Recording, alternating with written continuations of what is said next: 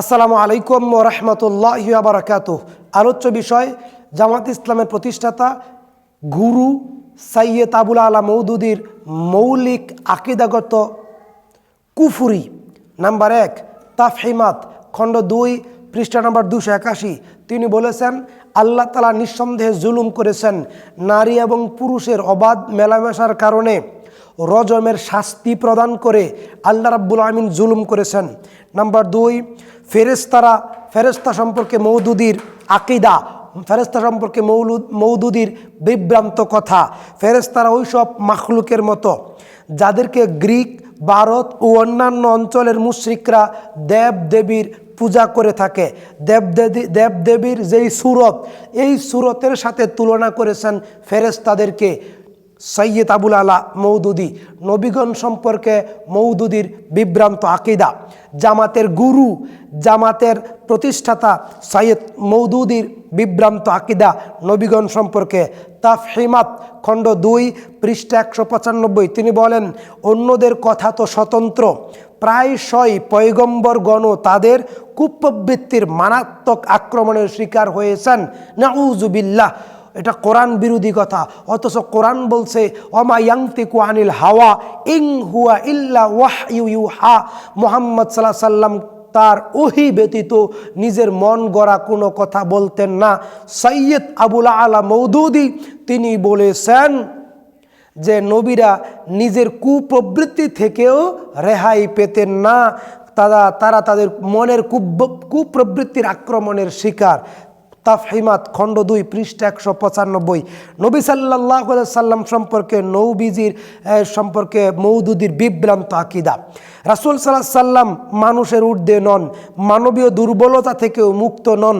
তরজমানুল কোরআন, April 1976।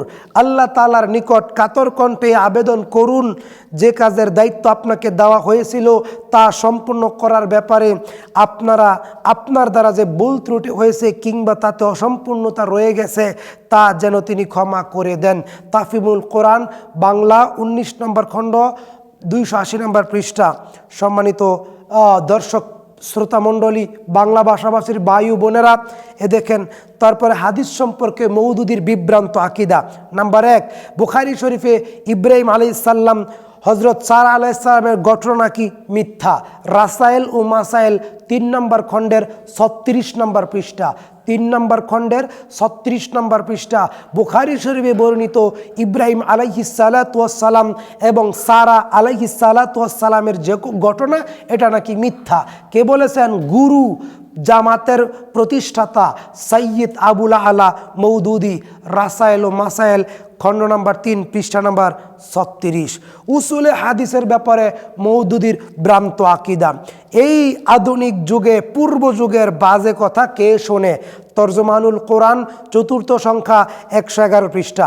সাহাবায়ে কেরাম সম্পর্কে মওদুদীর ভ্রান্ত আকীদা। সাহাবায়ে কেরাম সত্যের মাপকাঠি বলে জানবে না, তাদের অনুসরণ করবে না। দস্তর জামাত ইসলাম পৃষ্ঠা 7। দাড়ি সম্পর্কে মওদুদীর আকীদা। হাদিসে শুধু দাড়ি রাখার হুকুম আছে, সুতরাং পরিমাণ যাই হোক হাদিসের উপর আমল হয়ে যাবে। তাই তো জামাত শিবিরের বাইরা দাড়িকে ছোট করে রাখে গো, তাই তো জামাত ইসলামের বাইরা দাড়িকে ছোট করে রাখে গো, তাই তো জামাত ইসলামের বাইরা দাড়িকে ছোট করে রাখে। তাদের গুরু, তাদের নেতা, তাদের জামাতের জাতির পিতা তিনি বলেছেন হাদিসে শুধু দাড়ি রাখার হুকুমের কথা আছে, কিন্তু কি পরিমাণ রাখবে সে কথা নাই। তাকলিদ সম্পর্কে মওদুদীর আকীদা। আমার মতে দ্বীনি ইলমের ব্যুৎপত্তি রাখেন এমন ব্যক্তির জন্য তাকলিদ, মাযহাবের অনুসরণ শুধু নাজায়েজ ও গুনাহ নয়, বরং জঘন্যতম অপরাধ। এটা তিনি সত্য বলেছেন। মওদুদীর ফিতনা থেকে জানতে আরও অধিক আপনাদেরকে পড়াশোনা করতে হবে। কাজেই আমরা আপনাকে এ পর্যন্ত যে কথাগুলো বললাম সংক্ষিপ্ত আকারে মওদুদীর ভ্রান্ত আকীদা আপনাদের সামনে তুলে ধরলাম। আল্লাহ তাআলা আমাদেরকে এ থেকে হেফাজত করুক, আমিন।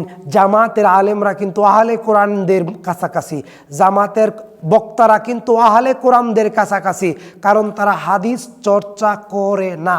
ইসলাম গণতন্ত্রে বিশ্বাসী নয়, ইসলাম খেলাফত প্রতিষ্ঠায় বিশ্বাসী। বিশ্বাসী। আসসালামু আলাইকুম ওয়া রাহমাতুল্লাহি ওয়া বারাকাতুহু।